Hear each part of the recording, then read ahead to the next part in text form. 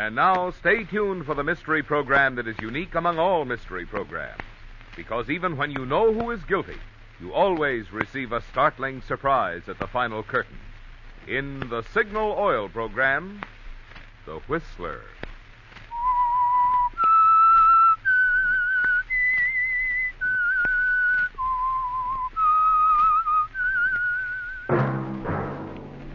Signal, the famous Go Farther gasoline, invites you to sit back and enjoy another strange story by The Whistler.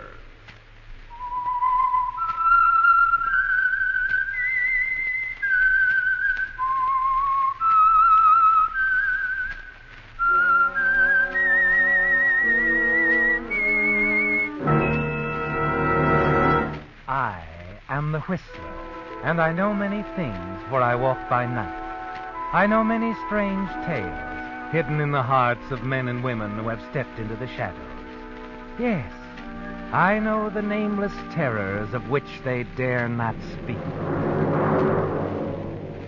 And now for the Signal Oil Company, The Whistler's strange story. Episode at Thunder Mountain.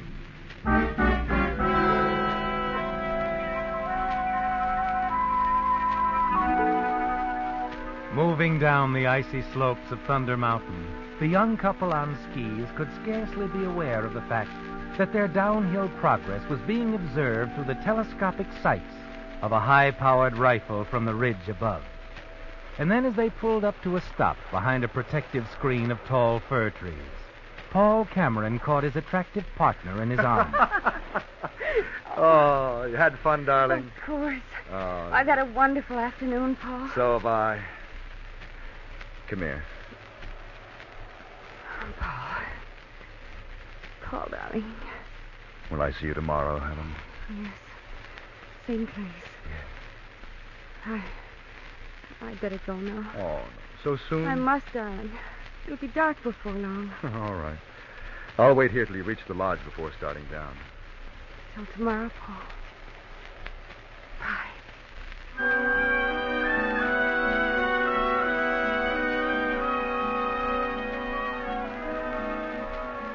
A lovely, exciting girl, isn't she, Paul?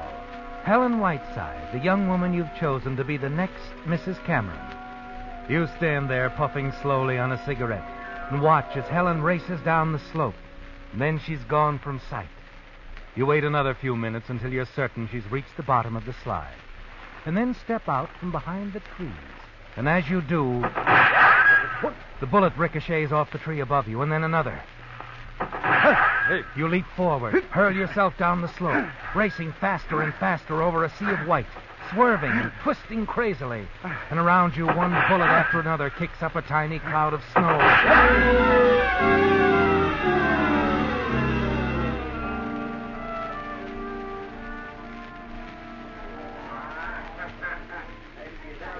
Hello, Mr. Cameron. What'll it be? Scotch as usual. A double. Right. Oh, by the way, Yeah? your wife was in looking for you. Oh? You She were? was here a couple of minutes ago. Thinks she went to make a phone call. Thanks. Hurry it up with that drink, will you, please? Sure thing. How was skiing today, Mr. Cameron? Mr. Cameron, What? how was skiing? Oh, it's all right. You know, I just don't see what kind of kick you fellas get out of sliding down them hills like that. Here you are, Mr. Cameron. Thanks. Oh, Paul. Paul, darling. Oh, Sandra. I'll have one of those too, Joseph. Okay, Miss Cameron. Oh, Paul, I just called the Frasers. They can come. Really? Mm-hmm. And the Mortons, too. They weren't doing a thing. And apparently we are. Of course, darling. I'm giving a little dinner party at the lodge for... Oh, I didn't tell you. No, you didn't. Well, guess who dropped in on us? He's going to stay for the entire weekend. Your brother Nicky. Well, that's right. How'd you guess? Oh, it's just a hunch, Sandra. Yeah, I had a feeling today that my dear brother-in-law was around, close by.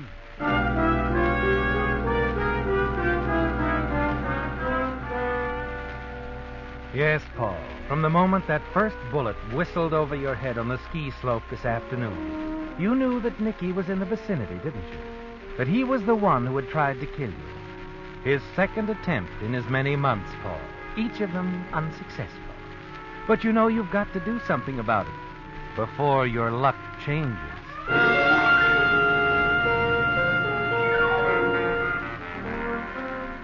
That evening at the dinner party for your wife's friends, Nicky is his usual charming self, dominating the gay, light-hearted conversation. And finally, the two of you meet alone on the terrace overlooking the valley. Surprised to see me, Paul? No, Nicky. Can't say that I am. I rather expected you'd show up. Oh, hope you don't mind. Should I? Well, after all, to have one's brother-in-law come barging in this way, it seems I've been popping in on you and Sandra quite frequently. Yeah, cigarette? Oh, thanks.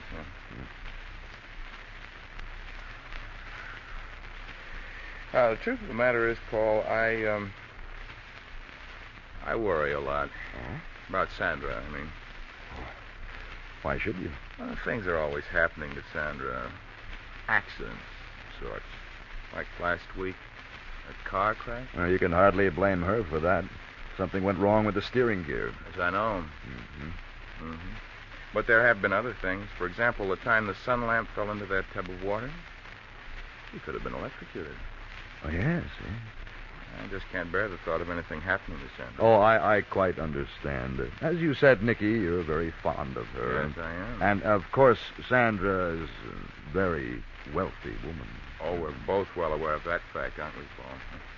Her first husband was a fine fellow. It was rather decent of him to leave her all that money, too, wasn't it? It was quite a break for you.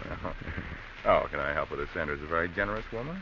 After all, I am her brother. All of which entitles you to a very substantial allowance every month. Oh, you've tried time and time again to talk her out of it, too, haven't you? Don't be ridiculous. Oh, but you have. The more she spends on Brother Nicky, the less remains in Kitty, so to speak. Don't be absurd. Oh, I know you married Sandra for her money. Nothing else, Paul. You just can't stand to see any of it being squandered on Brother Nicky. Now, look, Nicky... I suppose you're going to tell me you're madly in love with Sandra. Huh? Why should I tell you anything? You don't have to. You're in love with Helen Whiteside. You see, I know all about Helen. Now, don't bother to deny it, old man. I'm well aware of what's been going on between you and that little redhead. I have been for some time. Then, why haven't you told Sandra? Oh, no, Paul. I'm not a complete fool. Sandra's fond of me, it's true, but she happens to be head over heels in love with you. And if I dared suggest that you were two-timing her, well, she'd probably chuck me out on my ear, and there would go my lovely little allowance. Suppose I were to tell Sandra that you had tried to kill me on 2 different occasions. I try to kill you? Oh, that's crazy. Oh, no, it's not.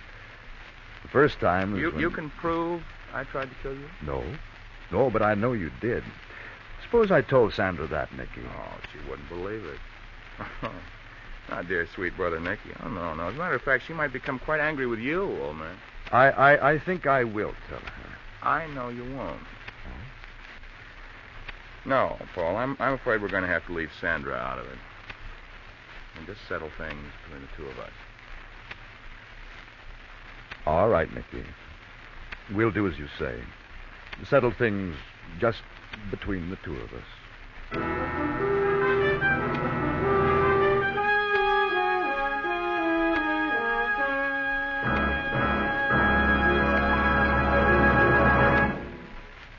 Last Tuesday, on New Year's Day, practically all cars aged a whole year. Yep, even those shiny 1951s are now last year's models. But the important thing is not a car's age, but how well it runs. Why, many of you who own vintage models are today enjoying better performance than you did a year or 5 years ago. You are if you're powering your car with Signal Ethyl, a premium grade of Signal's famous Go Farther gasoline. After all, Signal Ethyl is engineered to bring out the best in any car of any age. And when I say best, I mean best starting, trigger quick on cold mornings. I mean best pickup that apologizes to no one when the traffic light says go. And I mean best power that hoists you smoothly over our king-size western hills in high. Who worries what year a car was made when you're enjoying driving like that? And you can enjoy it if you just head for a Signal station. See if your car doesn't feel younger, much younger, when you treat it to a tank full of Signal Ethel.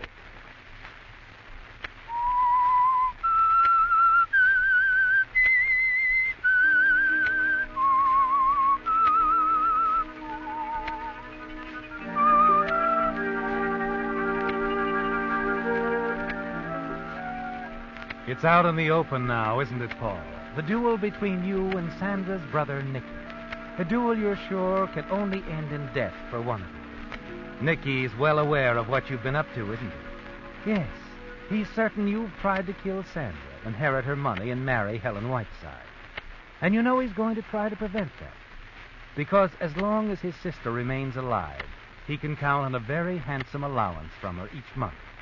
It's either you or Nicky, isn't it, Paul? But just how you're going to rid yourself of Nicky isn't quite clear to you yet. But late the following afternoon, as you're sitting alone at the lodge, before the huge fireplace sipping a drink, your wife, Sandra, comes in. Who is that you're talking to outside, Sandra? Mr. Savelli, you know he's one of the ranchers in the valley, also a deputy sheriff. Oh, that's so. Well, what did he want? Nothing in particular. He and his men were just passing by. They've been trying to track down some mountain lions. Had an awful lot of trouble with them lately. Attacking the flocks and so on. Oh, I see. And you know, Paul... smooch over, darling. Okay.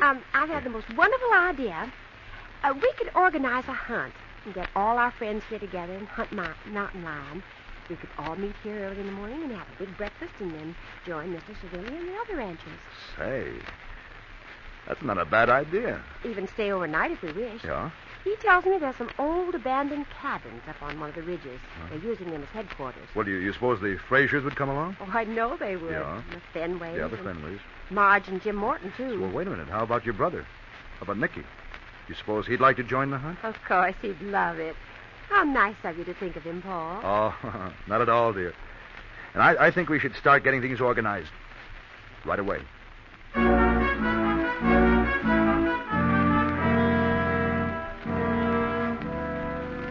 It's perfect, isn't it, Paul? If only Nicky, Sandra's brother, will agree to go along. And you're very pleased when you learn that he has agreed, at Sandra's insistence. And as the plans for the hunt begin to take place, you find time to steal a few moments with Helen Whiteside again. It's a guarded conversation in the main lodge. As you sit down near her, pretend to be reading a magazine. We shouldn't be talking here, Paul. Never mind. Just pick up that paper. They won't even notice it. Helen, I can't meet you tomorrow. I'm going to leave the lodge for a day or so and going along on this hunt they're organizing. Doesn't matter, Paul. What? I said it doesn't matter. I've been thinking this over. You and me. It isn't going to work. What are you talking about? I'm not content. Spending moments together like this isn't fair to any of us. Me, you, my wife. Oh, Helen, listen to me. No, wait. Someone's looking this way. Now, listen, Paul, Helen. you listen. I'm leaving the lodge in the morning. I'm going back to Oh, town. Helen, please. Paul, it's perfectly obvious that you're not going to be able to do anything about Sandra. Helen, that isn't true. Oh? Now, please, just give me a little time. Paul, Don't ask me to explain anything. It's just that I'm quite certain that things are going to be different. And soon, Helen. Very soon.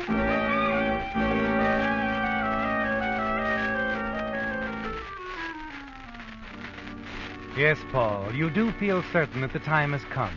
And Helen's attitude convinces you of another thing. The schedule for disposing of your wife, Sandra, must be moved up, too. That night, the plan begins to take shape in your mind. It's pretty well in focus, isn't it? As you join the others at breakfast early in the morning and prepare to set forth on the pack trip up into the lonely reaches of the mountain. You have a heavy hunting rifle with an easy reach on one of the pack mules. Nicky has one, too. But no one in the gay, light-hearted party realizes what each of you has in mind. Nicky makes it clear to you at one of the stops along the winding, arduous trail.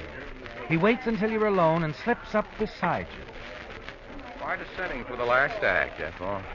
What are you talking about? Oh, stop it, old man. Think I haven't noticed the way you keep eyeing that hunting rifle?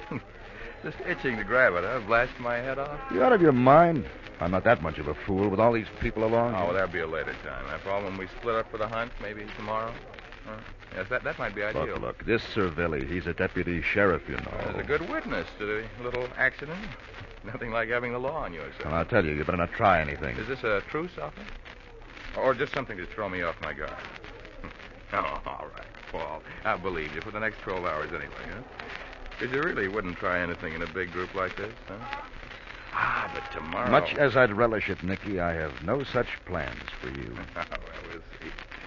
Right now, I must see to the needs of our mutual benefactor. My dear sister Sandra. Ta-ta, old man.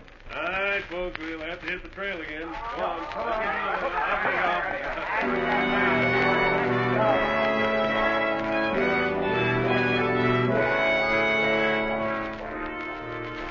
It's frightening, isn't it, Paul? Nicky's cold, self-assured approach. And the terrible realization that he's a much better marksman than you. But you have a plan. Hours later, as the pack train finally arrives at the lonely ridge and the tiny group of cabins, you feel quite certain that everything is perfect for your plan. There's just one thing to do, isn't there? One idea to be planted to make your story airtight later on. You attend to it as the group breaks up to take over the cabins for the night. Oh, Jim. Hey, Jim Morton. Huh? Jim, come here, will you? Oh, yes, Paul. What is it? Well, I just wanted to ask a little favor of you. Would you and Marge take the cabin next to ours? Oh, sure. Don't see what difference it makes. They all look pretty much run down. No, it isn't that, Jim. It's, well, frankly, I don't want Sandra's brother Nicky so close to us. Oh, look, I know how it must sound, and I hope you won't say anything. Of course not. Nicky and Sandra had a big blow-off back at the lodge yesterday. Well, it was about money. Look, you don't have to tell me. Well, thanks, I know that. You're a good friend, Jim, to Sandra and to me. Oh, actually, I may be just imagining things, but this Nicky is a strange chap. And I'm afraid for Sandra. It's better to play it safe anyway. You know. We'll be right there. Good. Matter of fact, it looks as if he's taking the cabin that's farthest away. Huh? Oh, well, that's good. Well, it's like I said, maybe nothing to it. Just forget about it, will you, Jim, that I ever said anything? Sure thing. And now I better give Marge a hand with the sleeping bag. Yeah, go on. I'll do the same thing. Thanks, Jim. Thanks a lot.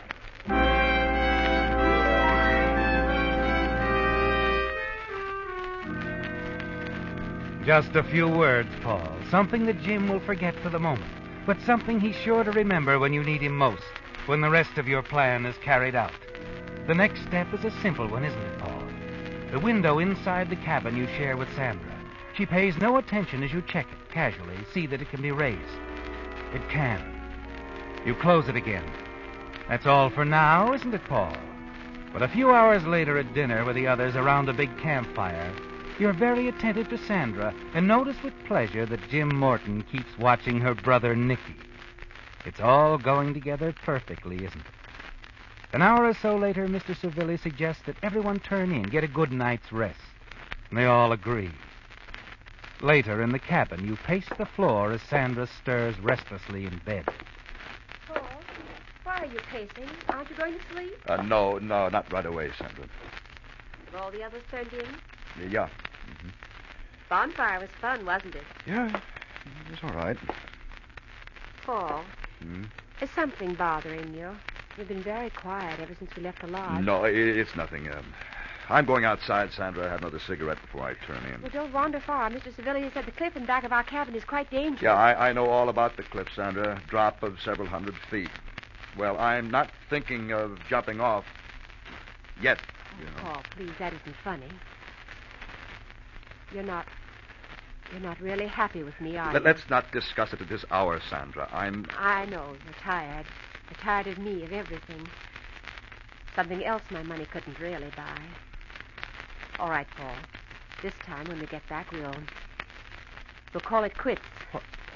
No, wait a minute, Sandra. Good night, Paul. Like you, I'm too tired to discuss it. Oh, but Sandra... No, all right, go on to sleep. I'll be back soon.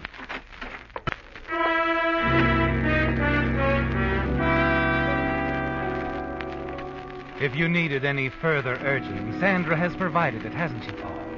Suggesting that the two of you can call it quits, as she puts it. But that wouldn't be enough, would it? Helen is expensive. Sandra's money is very necessary. Yes. And everything is clear and simple now, as you walk quietly to the far end of the row of quiet cabins and knock softly on the door of the last one. Who is it? It's me, Nicky. Paul. Open up. What do you want? It isn't what I want. It's Sandra. She wants to talk to you. Now? Uh-huh, now. Well, now, just don't worry. I'm not armed. This still isn't the time or the place. Why does she want to see me? What have you told her?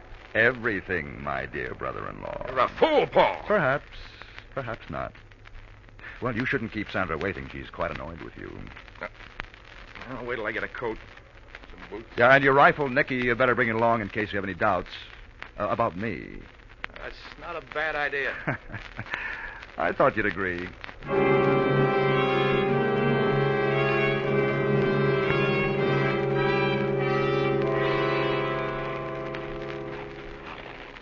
I don't see any light in the cabin. Are you sure, Sandra? Well, look closer, Nicky. There's a light. He turns, peers through the darkness toward the cabin. And in that moment, your hand closes around a heavy rock in your overcoat pocket. You lift the rock high. I'm sorry, Nicky. This is as far as you go.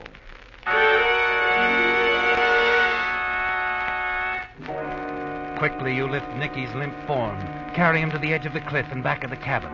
A little shove and the first half of your plan is complete, isn't it, Paul? But only the first half. You hurry back to the spot where you killed Nicky, don a pair of leather gloves, pick up Nicky's rifle, and enter your cabin. You freeze for a moment as Sandra stirs uneasily in her sleep. Then you undress quickly, slipping into your pajamas and robe. You cross the room, stand near the window as you raise Nicky's heavy hunting rifle, and then...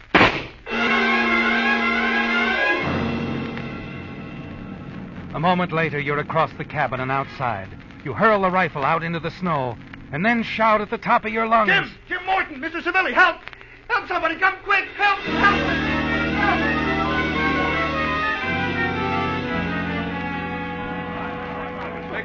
Please, can't you do something for her, for Sandra? Now, easy, son, easy. It's too late to do anything. Now, try to tell us again what happened. Slowly. Well, Nicky and Sandra, they had a terrible row yesterday back at the lodge. That's right. Paul told me about it this afternoon. I had no idea he'd do anything like this. And he came down here. He tried to get in. We wouldn't open the door. I thought he'd gone away. But he went to the window, you said. Yeah, that's right. He raised it and fired point blank at her, and then he ran. And I went out after him, caught him for a second. He struggled over the gun. He let go of it and broke away. Only he didn't know where he was running. I don't know. Maybe he didn't care by then. He just went right over the cliff. That's a 200 or 300 foot fall. Well, probably just as well. He'd never have got away with it. Poor Sandra. No, I should have told you about the quarrel. Easy, Paul. Wasn't your fault. No. I've seen things like this before, Mr. Cameron. Fella gets crazy mad like that, maybe he'd even been drinking. We don't know. Yeah, but if I hadn't let Nicky come along, he'd have found another way, probably. Nothing to blame yourself for, Mr. Cameron. Not much use blaming anybody now.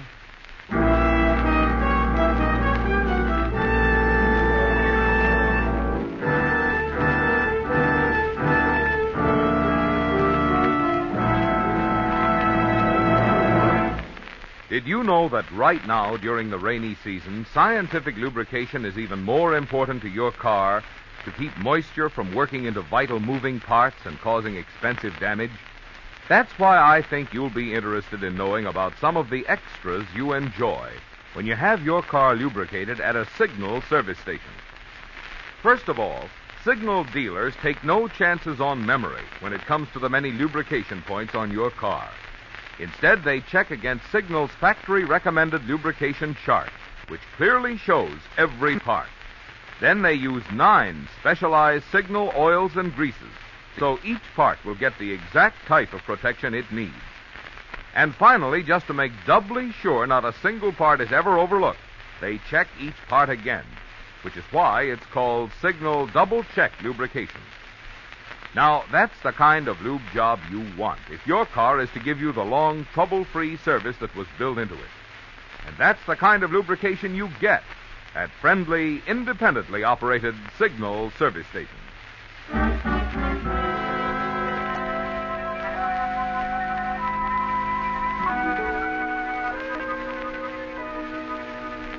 Well, Paul, it's all over, isn't it? And in a way that you're certain leaves you in the clear. It's simple, isn't it? So simple that even the slow-thinking sheriff's deputy, Mr. Servilli, can have no difficulty in adding things up. You're sure he will have to reach the inevitable conclusion that Nicky killed his sister out of frustration when she threatened to cut him off without a cent. You stand just outside the cabin now, the stunned, grief-stricken husband dully recounting your story to the little group of Sandra's friends as inside, Mr. Servilli examines the position of the body, the cabin, and then finally comes to the open door and calls to you. Mr. Cameron, would you step in here for a moment? Oh, yes, of course. It's all right. I've covered her. Thanks. Skip it. It was out of respect to her.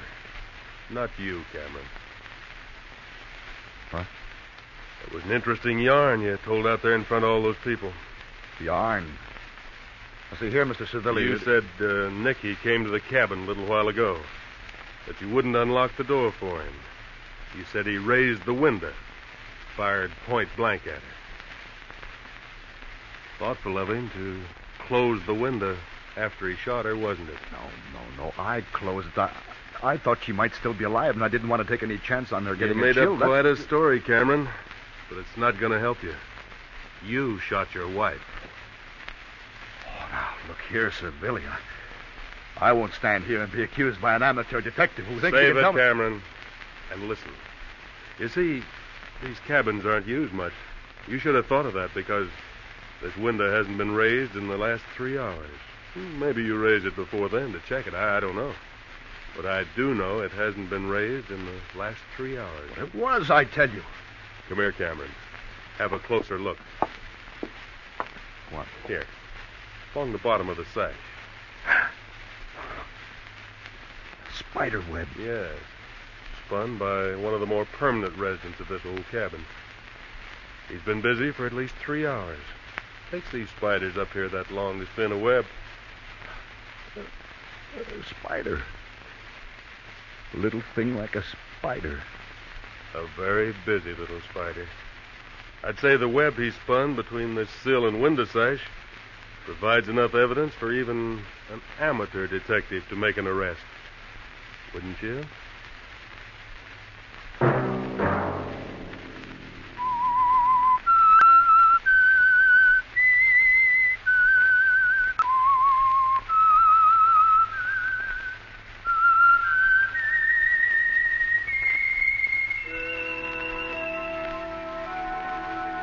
Let that whistle be your signal for the Signal Oil program, The Whistler, each Sunday night at this same time. To men over 17, the National Guard suggests you find out how you can meet your military obligations this pleasant way. Train with your hometown buddies, learn new skills, and enjoy sports, while you live at home and get a day's regular pay for each 2-hour drill period. For more information, inquire at nearest National Guard headquarters.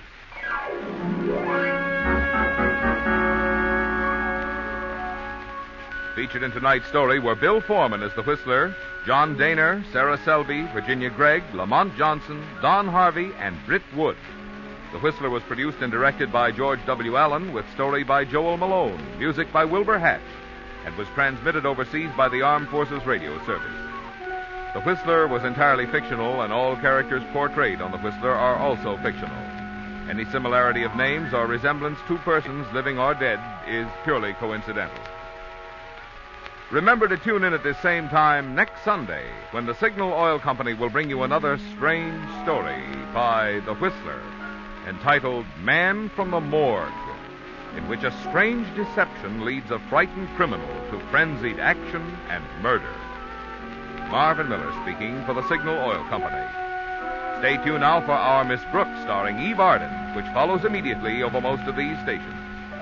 This is the CBS Radio Network.